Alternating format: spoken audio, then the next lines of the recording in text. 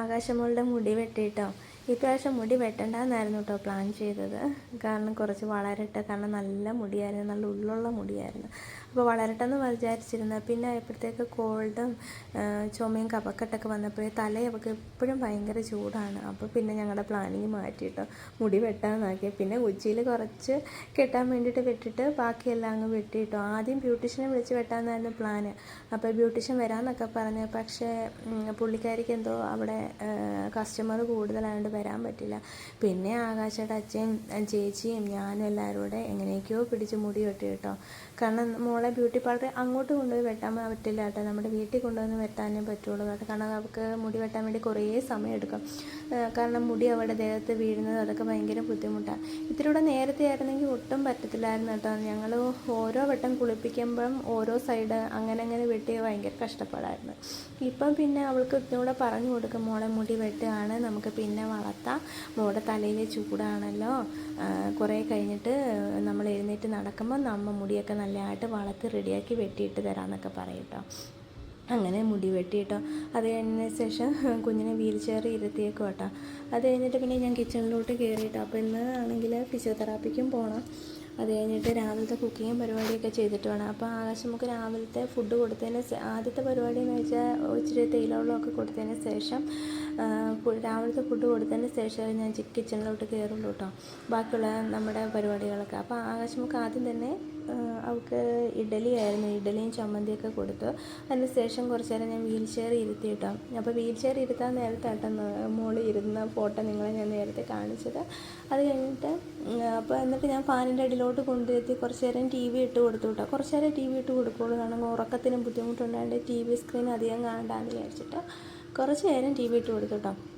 അത് കഴിഞ്ഞിട്ട് എന്നെ അടുക്കളയിലോട്ട് കൊണ്ടിരുത്തി. എന്നിട്ട് ആഴ്ചയോട് ഞാൻ പറഞ്ഞു, മോളെ നോക്കിക്കോ, അമ്മ വീഡിയോ എടുക്കാൻ പോകും, എന്തെങ്കിലും പ്രശ്നം ഉണ്ടെങ്കിൽ മോള് പറഞ്ഞു തരണേ എന്നൊക്കെ പറഞ്ഞു. അപ്പോൾ അവൾ അതും കേട്ട് ചിരിച്ചുകൊണ്ടിരിക്കുവാണ്. അപ്പോൾ ഇന്നാണെങ്കിൽ ചിലപ്പോൾ ഞാൻ 2 ദിവസത്തേക്ക് ഒരുമിച്ച് ചോറ് വെക്കാം, ചിലപ്പോൾ ഒരു ദിവസത്തേക്കായിരിക്കും. അപ്പോൾ ഇന്നാണെങ്കിൽ ചോറ് തീർന്നു. അപ്പോൾ ചോറ് വെച്ച് വെക്കോളൂ. പിന്നെ ഫ്രിഡ്ജിലിരിക്കുന്ന നാളത്തേക്ക് ഇന്നലത്തെ ബാക്കിയുള്ള സാഹചര്യം തേങ്ങ, അച്ചാർ, അങ്ങനെയുള്ള സാധനങ്ങളെല്ലാം എടുത്ത് പുറത്ത് വെക്കുക കേട്ടോ.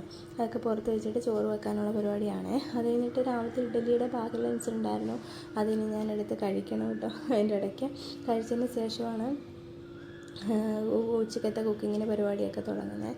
പിന്നെ അത് കഴിഞ്ഞിട്ട് സമയം കിട്ടാത്തതുകൊണ്ട് ഇന്നലെ പിഴിഞ്ഞ് വെച്ച തുണിയായിരുന്നേ, അത് ഞാനെടുത്ത് രാവിലെ മാത്രമേ നമുക്ക് ആ മുൻഭാഗത്ത് ഇത്തിരി വെയിൽ കിട്ടുകയുള്ളൂ. കാരണം ഉച്ച കഴിയുമ്പോഴത്തേക്ക് പിന്നെ വെയിൽ കിട്ടില്ല. അതുപോലെ ഉച്ച കഴിയുമ്പോഴത്തേക്ക് ഇടയ്ക്ക് ഇവിടെ മഴക്കോളൊക്കെ ആകുമ്പോഴത്തേക്കും തുണി ഉണങ്ങി കിട്ടത്തില്ല. അപ്പോൾ ആദ്യം തന്നെ ഞാൻ തുണി അങ്ങ് വിരിച്ചിടാമെന്ന് വിചാരിച്ചു.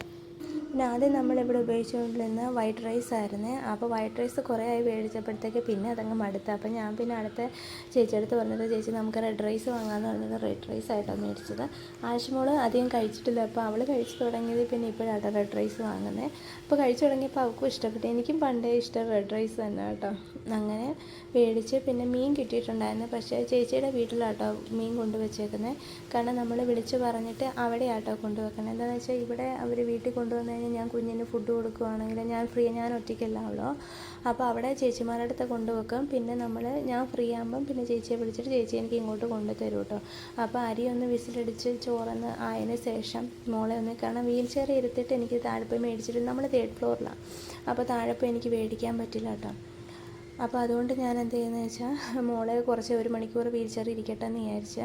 കാരണം അവിടെ ഇനിയിപ്പോൾ നെക്ക് എക്സസൈസ് ചെയ്യുന്നുണ്ടെങ്കിലും അവൾക്ക് നെക്ക് സപ്പോർട്ട് കിട്ടണമെങ്കിൽ ഇരുത്തണമെന്ന് പറഞ്ഞേക്കാം. അപ്പോൾ 1 മണിക്കൂറെങ്കിലും വീൽ ചെയർ ഇരിക്കട്ടെ എന്ന് ഞാൻ കരുതിയേ. അതിനുശേഷം ചുമയും കഫക്കെട്ടുണ്ടായിരുന്നേ. അപ്പോൾ അച്ഛയ്ക്കും ഞങ്ങൾക്ക് ഒരാൾക്ക് കോൾഡ് വന്നാൽ പിന്നെ നമുക്ക് എല്ലാവർക്കും കോൾഡാണ്. അങ്ങനെ അച്ഛയ്ക്ക് കോൾഡ് കൂടിയപ്പോൾ ഹോസ്പിറ്റലിൽ പോയപ്പോഴേ അപ്പോൾ നമുക്ക് അറിയാവുന്ന ഡോക്ടറാട്ടോ, അച്ഛ എപ്പോഴും പോകുന്ന ഡോക്ടർ. അപ്പോൾ മോളുടെ കാര്യങ്ങളൊക്കെ അറിയാം. അപ്പോൾ അവിടെ ചെന്നപ്പോൾ അച്ഛയ്ക്ക് കഫക്കെട്ടായിട്ട് ഇങ്ങനെ ഒരു മെഡിസിൻ കൊടുത്തപ്പോൾ മോളുടെ കാര്യം പറഞ്ഞപ്പോൾ കുഞ്ഞിനോട് കൊടുത്തു കേട്ടോ. ഒരു ആയുർവേദ മരുന്നാണ്. അപ്പം ഞാൻ എല്ലാം അവൾക്ക് കൊടുക്കുന്നതിന് മുമ്പ് എല്ലാം ഞാൻ ടേസ്റ്റ് ചെയ്ത് നോക്കും കേട്ടോ. അപ്പം നല്ല മധുരമുണ്ട്, കുഴപ്പമില്ല. അപ്പോൾ ഡോക്ടർ പറഞ്ഞു കേട്ടോ, ഇത്തിരി തേനും കൂടെ മിക്സ് ചെയ്തിട്ട് കൊടുക്കാൻ പറഞ്ഞേ. അപ്പോൾ കൃപാസനത്തിലെ തേനാട്ടോ ഇരിക്കുന്നത്. അപ്പോൾ ഞാൻ ഒരു സ്പൂൺ എടുത്തിട്ട് അതിലൊഴിച്ചതിന് ശേഷം അതിനകത്ത് കുറച്ച് തേൻ മിക്സ് ചെയ്തിട്ട് കൊടുക്കുമ്പോൾ ഇത്തിരി ടേസ്റ്റ് കിട്ടും. അപ്പോൾ ഞാൻ തേനൊക്കെ മിക്സ് ചെയ്തിട്ട് എല്ലാം ഞാൻ അവിടെ കൊണ്ടുവച്ചു കേട്ടോ. എന്നിട്ട് വീൽ ചെയറിൽ നിന്ന് കുഞ്ഞിനെ എടുത്തിട്ട് ഞാനത് കൊടുക്കും കേട്ടോ. അപ്പോൾ തേൻ മിക്സ് ചെയ്തിട്ടുണ്ട് അവൾക്ക് വലിയ കുഴപ്പമില്ല കേട്ടോ. ഇല്ലെങ്കിൽ അവൾ തുപ്പും കേട്ടോ. നല്ലതായിട്ട് തുപ്പും, അവൾക്ക് ഇഷ്ടപ്പെട്ടില്ലെങ്കിൽ. പക്ഷേ ഇപ്പോൾ അവൾക്ക് ഇഷ്ടപ്പെട്ടു കേട്ടോ ആ തേൻ ഉണ്ടായതുകൊണ്ട്. പിന്നെ ഞാൻ മോളെ ഇങ്ങനെ ഇറക്കണമെന്ന് പറയാം. വെള്ളം കുടിക്കാൻ എപ്പോഴും കഷ്ടമായിട്ട് എപ്പോഴും മണ്ടയ്ക്ക് കയറ്റും കേട്ടോ. കാരണം അവൾ വെള്ളം കുടിക്കുന്നത് അവൾക്ക് ഇപ്പോഴും പേടിയാണ്. ആ പേടിച്ച് കുടിക്കുമ്പോൾ എന്ത് ചെയ്യും, അത് ലങ്സിൽ പോവുകയും ചെയ്യും, ചുമ വരികയും ചെയ്യും. വെള്ളം നമുക്ക് പിന്നെ അഡ്ജസ്റ്റ് ചെയ്യാം, പക്ഷേ ഈ മരുന്നുകളൊക്കെ ലങ്സിൽ പോയി കഴിഞ്ഞാൽ ഭയങ്കര പെയിനും വേദനയും ബുദ്ധിമുട്ടൊക്കെ ആയിരിക്കും. പിന്നെ ഞാൻ എടുത്ത് കുറച്ച് നേരം തട്ടി, അത് കഴിഞ്ഞ ശേഷം നമ്മളെ കുറച്ച് നേരം പുറത്തോട്ട് കൊണ്ടുപോകാമെന്നൊക്കെ കരുതിയിട്ട് ഞാനങ്ങനെ പുറത്തോട്ട് കൊണ്ടുപോവാണേ. തിരിച്ച് മെഡിസിനൊക്കെ കൊണ്ടുവച്ചിട്ട് പുറത്തൊക്കെ കൊണ്ടുപോയി കുറച്ച് നേരം നിർത്തി, കുറച്ച് എന്താ പറയുക, അറ്റ്മോസ്ഫിയറൊക്കെ കുറച്ച് ചേഞ്ച് ആക്കാൻ വേണ്ടിയിട്ട് ഒന്ന് വെയിലൊക്കെ കാണിച്ച്.